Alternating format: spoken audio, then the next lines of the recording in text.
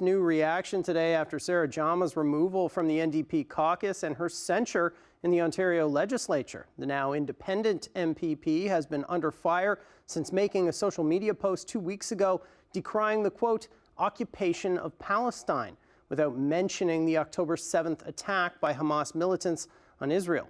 Jama has since apologized but not retracted the statement, leading the majority Progressive Conservatives to table a now passed motion preventing her from participating in debates and calling on the Speaker to not recognize her in the House.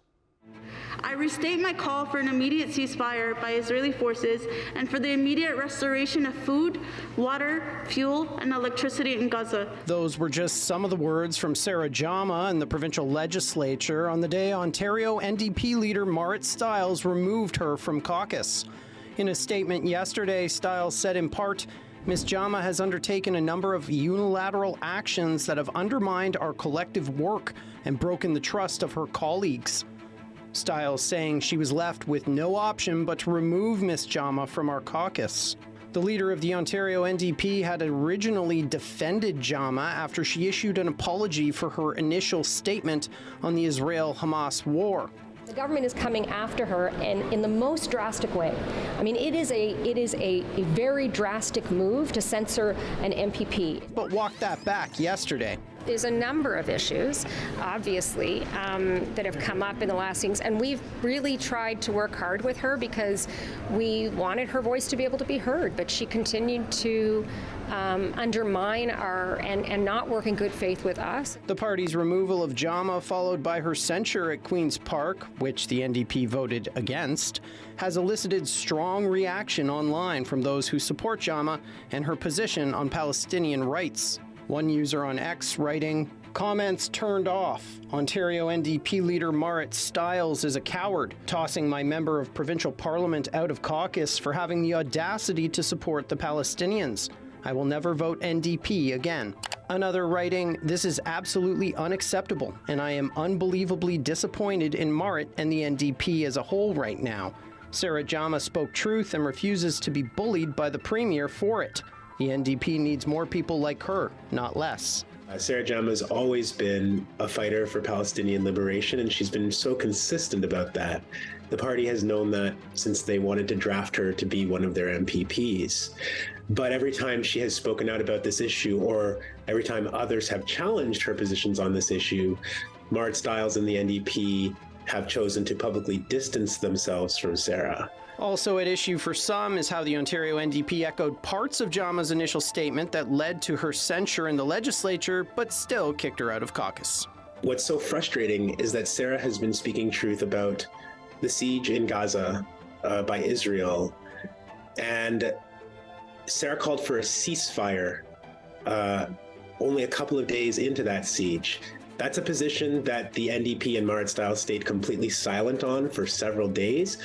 But then Marit Stiles came out later and repeated Sarah's call for a ceasefire without ever saying that Sarah had said it first, without acknowledging that Sarah had taken heat and threats and, in many people's opinion, lies by the Premier of Ontario, Doug Ford, for what she said. So it's like the party has used her as a shield. Jama's statement remains pinned on her X profile.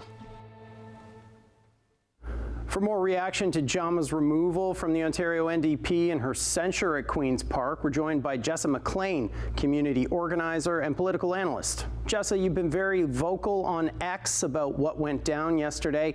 What were you most disappointed with from the Ontario NDP? I was most disappointed by their failure to protect Sarah from the attacks that she faced initially. And I think removing her from the caucus was just the final insult. They really did open her up to those attacks. They left her completely undefended, and they did so even after they removed her from caucus and she was swarmed by press leaving. So to be on a team and to hear the Marit talk about what a team is and what it needs to look like, it was very upsetting to see them treat a team member that way. Has the party's handling of Sarah Jama's support for Palestinian rights now distanced the NDP from many of their supporters? For a long time, the Ontario NDP has really undervalued their grassroots as well as their MPPs. they're very focused, a leader-centric focused party. All Canadian politics are, right? They really just come down to a battle of personalities. And so I think they underestimated how many organizers, how many members would simply walk away. We have seen a slew of resignations from people who run the riding associations, provide free labor to the party, and we've seen labor councils in Hamilton issue statements that put their support of the party in jeopardy. And I don't want the Green Party or the Liberals to get too excited, because what's happened is a complete political alienation of true progressives that hold their principles. In your opinion, how should the party have handled the reaction to Jama's comments from opposing political parties? The NDP should have taken a principled stand from the very beginning.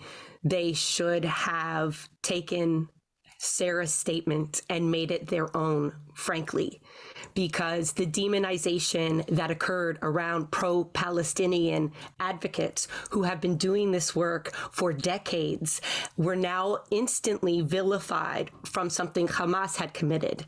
And they fed into that vilification that has been going on long before October 7th, just as the violence has. And so they've completely disappointed their base and betrayed the movement to free Palestine. After yesterday's events, are people rallying behind Sarah? And if so, how? Beautifully, because I think everybody who saw her go in knew exactly what she was capable of beforehand, and they knew somehow she would stick to her principles, even in a really tough environment like that. And I think we are all very proud of her that she kept her voice and she remained defiant, because she does talk about resistance in many forms and resisting these colonial institutions that seek to silence predominantly Black women.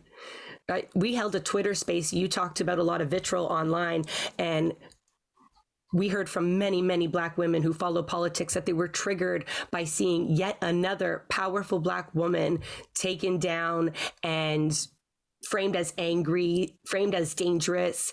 And I think this has led people to drift away from electoral politics altogether, at least partisan politics. Thanks so much for speaking with us, Jessa. Thank you.